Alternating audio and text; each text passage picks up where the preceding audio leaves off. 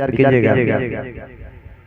हे बहना, तोहरो से सुंदर सुंदर जग में नारी छे, महिमा हुनकर भारी छे। जग में रहे मीरा नारी, आ जिनकर महिमा रहे बहुत भारी।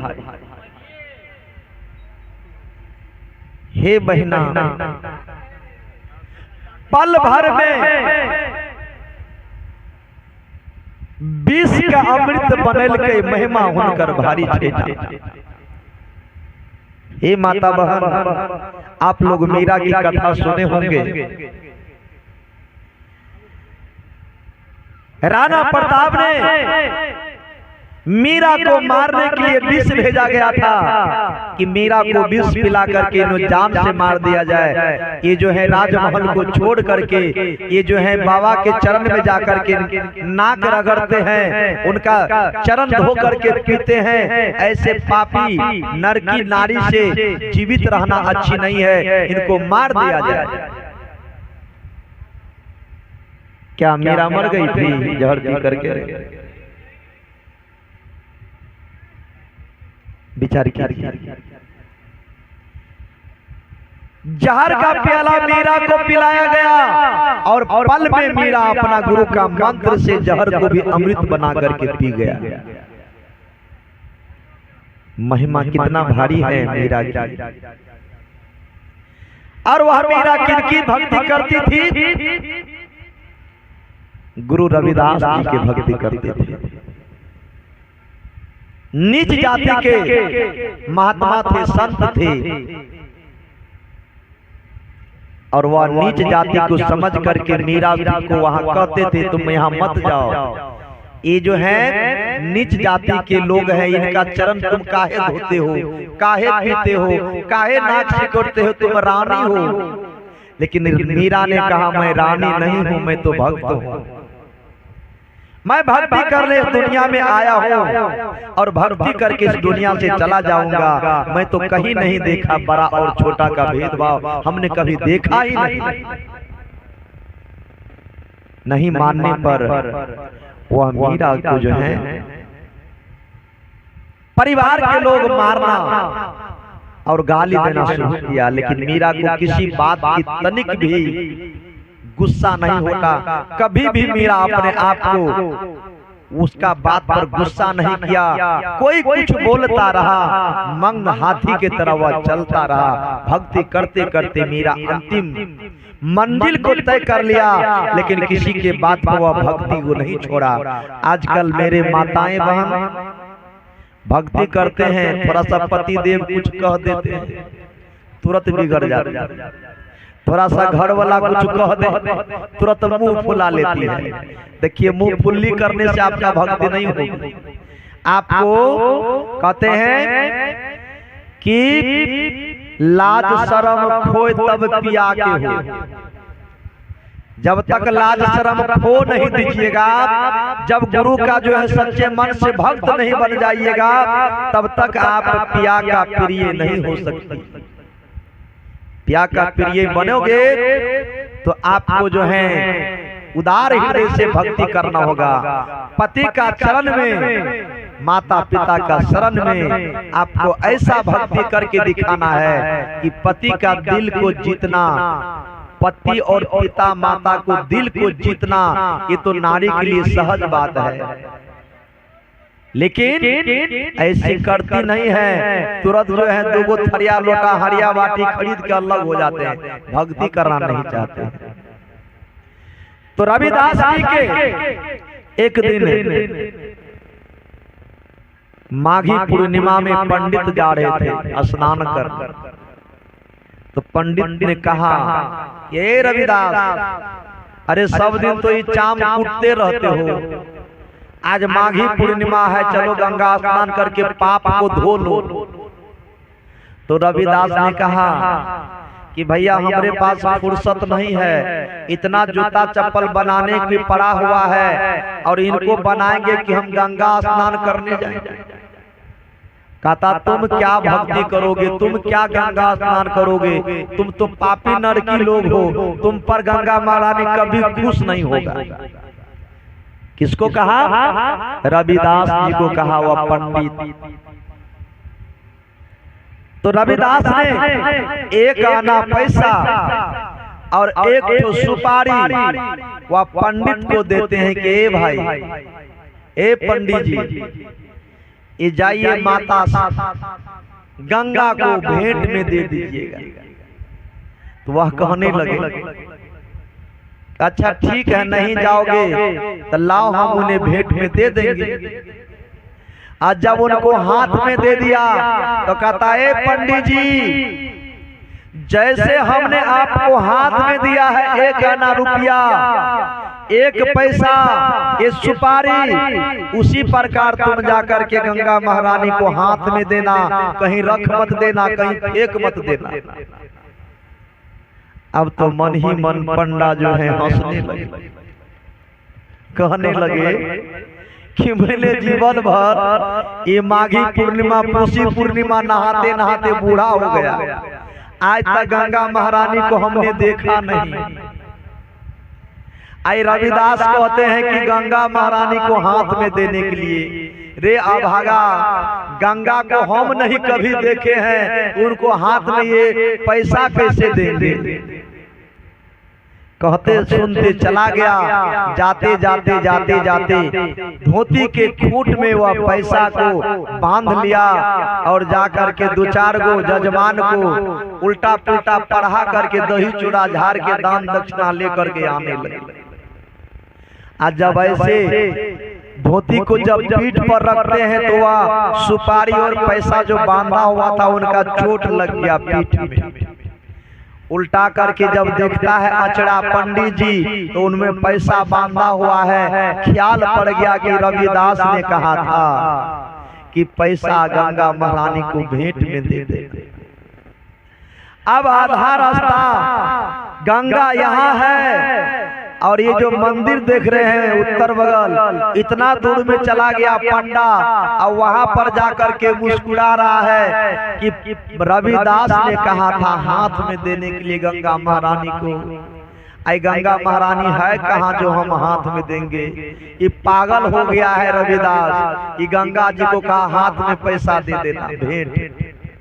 इतना बात बोल ही रहा है कि एक बांस पानी लेकर के गंगा महारानी वह समुद्र से आते हैं और जाते जाते जाते लगभग वह मंदिर के तरफ वह पानी का ढलान गया और गंगा जी रविदास का जो है भेंट वह पंडित जी के हाथ से लेकर के वापस लौट गए। बोले सद्गुरुदेव की। जब वापस जब हाथ का पैसा और सुपारी चला गया, अब पंडित जी खोजता है कि भैया पैसा कहाँ है, मेरा सुपारी कहाँ है, अब मैं गंगा जी को क्या दूंगा? तो गंगा जी जवाब देते हैं पानी से, ए ब्राह्मण, यहाँ आकर के रविदास के लिए तुम भी भेंट ले जाओ। सज्जनों, ब्राह्मण को जवाब देता है नाम पुकार करके गंगा महारानी कि जल्दी आओ किनारे में और रविदास के लिए भेंट ले जाओ। वह चला गया और जाकर के एक हाथ निकल गया पानी से बाहर और गंगा महारानी आकाशवाणी आवाज देते हैं कि हे पंडित, यह हाथ का एक कंगना खोल करके ले जाओ। मैंने रविदास का भेंट स्वीकार किया और मेरा भेंट रविदास को दे देना और कहना गंगा महारानी तुम्हें भेंट में दिया है कंगना।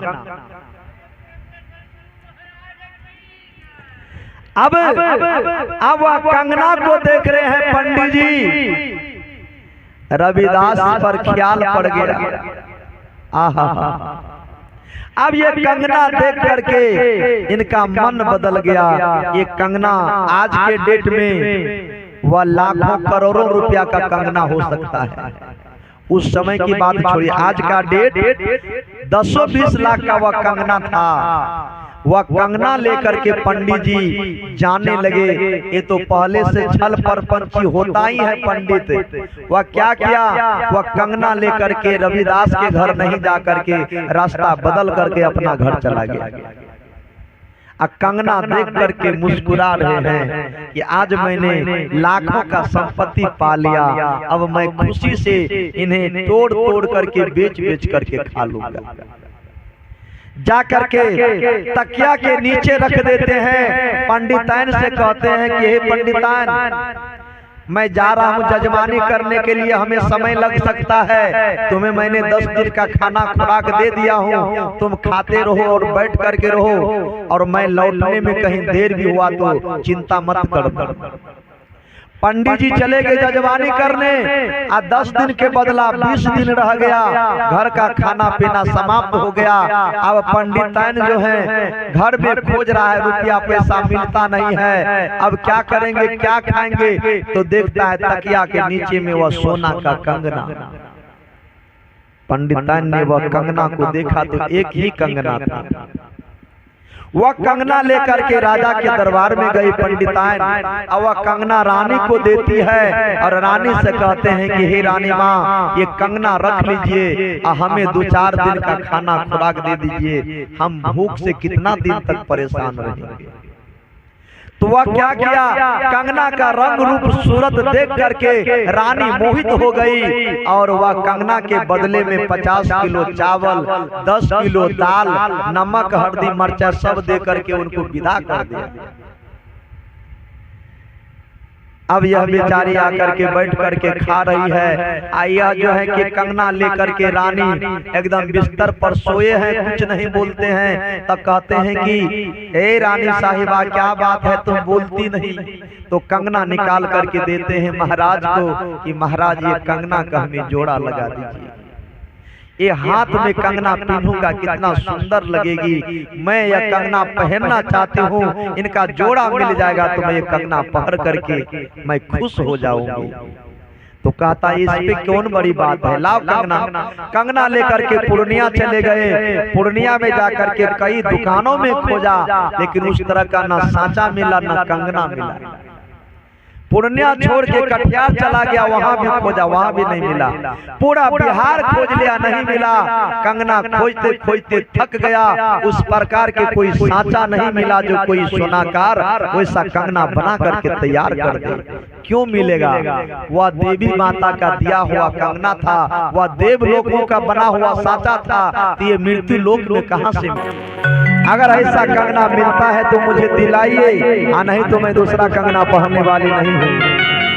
थोड़ा गौर कीजिएगा। अब क्या किया, वह रानी से तब पूछने लगे कि आखिर यह कंगना जो तुम्हें मिला थे, कंगना मिला कहाँ से, और जो व्यक्ति यह कंगना दिया तो उनका जोड़ा भी उनके पास में होगा, जल्दी उनका नाम बताओ, मैं वहां से कंगना ले आके तुम्हें पहना दूंगी। रानी ने कहने लगी कि महाराज, ये बगल में एक ब्राह्मण अपना घर के राज में बसे हुए हैं, ये ब्राह्मण के पत्नी पंडिताइन ये कंगना हमें दिया, शायद उनके पास कहीं जोड़ा हो, उनका पास कहीं इनका दूसरा भी मिल जाए। ते राजा ने सिपाही को भेजा, सिपाही वह पंडिताइन को पंडित को बुला करके लाया और कहने लगे ये कंगना जो तूने रानी के हाथों में दिया था, इनका जोड़ा कहाँ है। अब जोड़ा मांगने लगे। तो महाराज जब जोड़ा मांगने लगे तो पंडित हाथ जोड़ करके विनती करने लगे कि महाराज यह कंगना का जोड़ा हमारे पास नहीं है। कहता रे एक कंगना का जोड़ा नहीं है तो तुम एक कंगना लाया कहाँ से, एक कंगना तुम छुड़ाया कहाँ से। अब चारों तरफ का जब आरोप लगने लगा तो पंडित जी सही सही बोलने शुरू कर दिया। कहना पंडित जी जो कहा महाराज एक कंगना हमें गंगा महारानी ने दिया था गंगा का तट पर, और एक कंगना रविदास को भेंट में दिया था, मैंने चुरा करके अपना घर में रख लिया, और ये पंडिताइन या कंगना रानी को दिखा दिया। गलती यही है कि गंगा महारानी हमें कभी दर्शन नहीं दिया, और यह रविदास को भेंट देने के लिए यह कंगना गंगा महारानी ने हमें दिया था, और हमने चुरा करके उनको ले आया अपना घर। गलती यही है, अगर यह कंगना का जोड़ा कोई लगा सकता है तो वह रविदास लगा सकते हैं, हम नहीं लगा पाएंगे। तब पंडित जी, राजा रानी, पंडित वह सब मिलकर के रविदास के कुटिया पे गया और रविदास से कहने लगे, विनती करने लगे, हे रविदास, यह कंगना तुम्हें गंगा महारानी ने भेंट में दिया था, और मेरी रानी ये कंगना का बगैर मर रहा है, वह खाना पीना त्याग दिया है, थोड़ा हम पर रहम करो और ये कंगना का जोड़ा तुम लगा दो तो बहुत बहुत धन्यवाद होगा। तो रविदास ने कहा, हे महाराज, ये कंगना का जोड़ा कैसे लगेगा? तो कहता है कि अगर गंगा महारानी तुम्हें भेंट में या कंगना दे सकता है तो गंगा महारानी से कह करके ये कंगना का जोड़ा नहीं लगा सकता है, तुम कहोगे तो लग जाएगा। तो कहता महाराज, यह पानी है, ये कठोता में जो पानी है, इन्हीं को गंगा जी समझ करके आप इनमें थोड़ा ढूंढ लीजिए, कहीं मिल जाए। अब राजा वाली बात, वह राजा हाथ घुसा करके वह कठौती में देखने लगा, चमड़ा फूलने वाला कठौती में नहीं मिला। तो कहा, आपको नहीं मिला महाराज, तो पंडित जी को बोलिए, यह हाथ घुसाएगा तो कहीं इनको मिल गया। अब पंडित जी जाति का पैग, बड़े जाति के लोग, और चमड़ा वाला कठौती में कहता हाथ घुसाइए। बताइए, बड़ी शर्मिंदा की बात है, कितना नीचा झुकाया पंडित को रविदास ने। थोड़ा गौर कीजिएगा, कहने लगे कि मैं ऐसे काम नहीं करूंगा, ये तो चाम है, मैं छूता जाऊंगा। तो राजा ने उनको रपेटता है, ऐ पंडित, जल्दी हाथ देते हो कि मैं तलवार चलाऊं। अब गुस्सा में जब आ गया महाराज, तो पंडित जी कठोता में हाथ घुसाया, उनको भी कंगना नहीं मिला। तो कहता है, महाराज, न आपका मन चंगा है, न ये पंडित का मन चंगा है। आज तो जब मन चंगा नहीं है तो गंगा नहीं है, आज जिनका मन चंगा है तो उनका मन में गंगा है। वह कहने लगे, ए गंगा, ए माता गंगा, अगर हम माने तन मन से आपका भक्ति किया होगा, ये कठौती में चाम फुलाने वाला कठौती में तुम आ करके ये कंगना का जोड़ा लगा दो। क्या क्या? इतना बात कहते ही तुरंत वह कठौती में से एक हाथ निकल गया, और हाथ निकला तो कहते हैं, हे रविदास, यह हाथ का कंगना निकाल करके वह कंगन का जोड़ी लगा लो, मैं तुम्हें भेंट फिर से स्वीकार कर रहा हूँ, और तुम्हारा आवाज को मैंने सुना। दुनिया का हर एक का बात मैं काट सकता हूँ, लेकिन जो मेरा सच्चा भक्त है उनका बात मैं कभी काटने वाला नहीं हूँ, इसलिए एक कंगना का जोड़ा लगा लो। वह हाथ से कंगना निकाल करके महाराज के हाथों में दिया। वह दोनों का जोड़ी देख करके महाराज खुश हो गया, रानी खुश हो गई, और कंगना पा करके दोनों खुशी से वापस चले गए। और रविदास वही अपना भक्ति शुरू किया। रविदास का ऐसा भक्ति देख करके वह राजा रानी भी रविदास के चरणों में गिर करके उनका शिष्य बन करके और उनका भक्ति करना शुरू किया। बोलिए श्री सद्गुरु देव की जय।